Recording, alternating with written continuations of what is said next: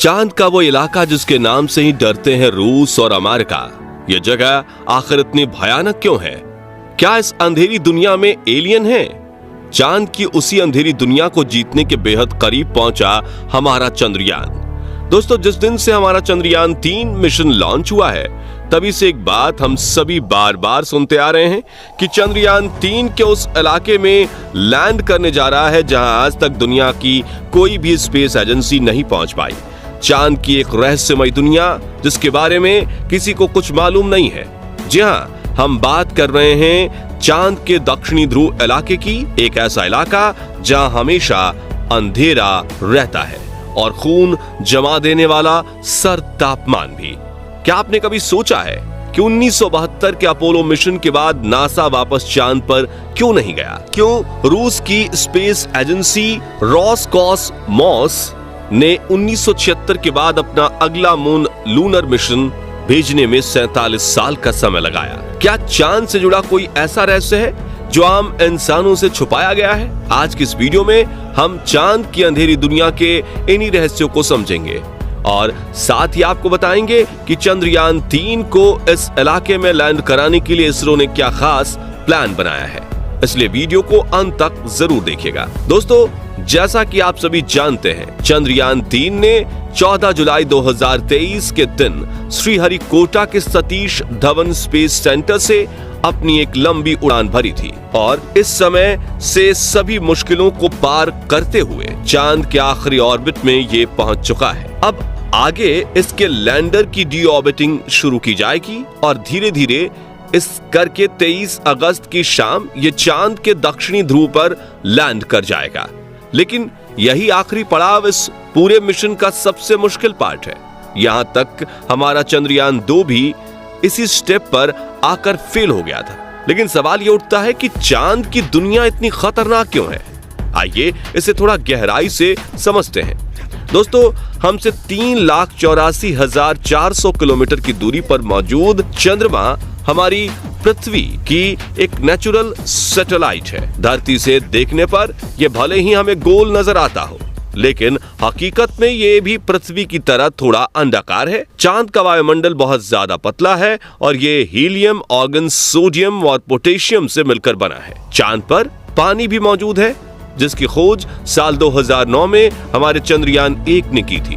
लेकिन ये पानी पृथ्वी की तरह लिक्विड फॉर्म में नहीं है, बल्कि चांद पर यह बर्फ के छोटे छोटे कणों में मौजूद है। आपको शायद इस बात पर यकीन ना हो, लेकिन चांद हमारी नींद पर भी खास असर डालता है और ये बात एक रिसर्च में साबित हो चुकी है। दरअसल आज से 10 साल पहले स्विट्जरलैंड के बेसल विश्वविद्यालय में यह खोज की गई थी कि अमावस की रात लोग ज्यादा गहरी नींद सोते हैं, जबकि पूर्णिमा की रात उन्हें नींद इतनी अच्छी नहीं आ पाती। अब इसकी वजह क्या है, ये सवाल अभी भी वैज्ञानिकों के लिए एक रहस्य बना हुआ है। आपने बहुत बार ये सुना होगा कि चांद पर बड़े बड़े गड्ढे मौजूद हैं, लेकिन इन सभी में सबसे ज्यादा बड़े और गहरे गड्ढे चांद के दक्षिणी ध्रुव पर हैं। साथ ही इस इलाके में गड्ढे की गिनती भी सबसे ज्यादा है। आप ये जानकर हैरान हो जाएंगे कि चांद के दक्षिणी ध्रुव पर एटकिन बेसिन नाम का एक क्रेटर यानी गड्ढा है जो चंद्रमा का सबसे बड़ा गड्ढा है।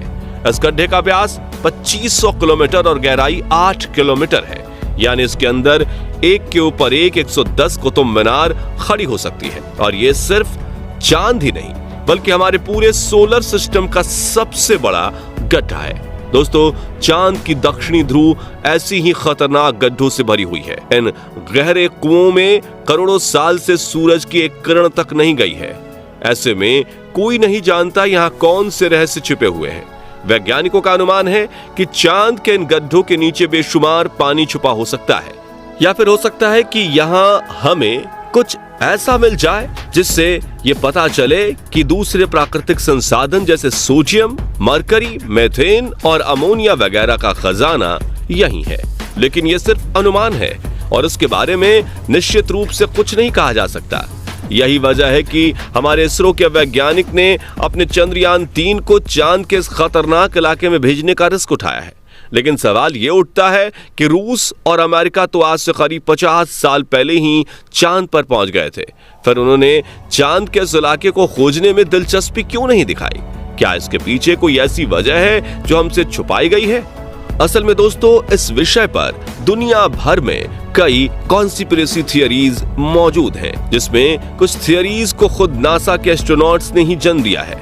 1969 से 1972 के बीच अपने अपोलो प्रोग्राम के तहत नासा ने कुल 12 एस्ट्रोनॉट्स वैज्ञानिकों को चांद पर भेजा था और उनमें से कई एस्ट्रोनॉट्स चांद की इस अंधेरी दुनिया के बारे में हैरतअंगेज खुलासा कर चुके हैं। कुछ ने तो चांद पर एलियंस के मौजूद होने की बात भी कही थी और लोग कहते हैं कि नासा ने 1972 के बाद अब तक इसीलिए कोई मून मिशन नहीं भेजा क्योंकि उसको चांद की दुनिया की ये गहरे राज पता चल गए थे। हालांकि नासा की तरफ से इसकी वजह दी गई कि चांद पर ऐसा कुछ नहीं है जिसकी खोज की जाए, इसलिए वो अब इस मिशन पर और ज्यादा पैसा बर्बाद नहीं करना चाहता। खैर, सच क्या है ये हमें आज नहीं तो कल पता चली जाएगा। फिलहाल हमें इतना मालूम है कि इसरो वो पहली स्पेस एजेंसी है जिसने चांद के दक्षिणी ध्रुव पर जाने की कोशिश की। भले ही रूस का लूना 25 हमसे कुछ घंटे पहले चांद के इस इलाके में लैंड कर जाए, लेकिन यहां पहुंचने की कोशिश हमारे वैज्ञानिक साल 2019 में चंद्रयान 2 के दौरान ही कर चुके हैं। हालांकि वो मिशन पूरी तरह से सक्सेसफुल नहीं हो पाया था क्योंकि चांद से केवल 2.1 किलोमीटर दूर चंद्रयान 2 का संपर्क इसरो से टूट गया था और एल्टीट्यूड मिसकैलकुलेशन के चलते इसका लैंडर चांद की सतह पर क्रैश कर गया था।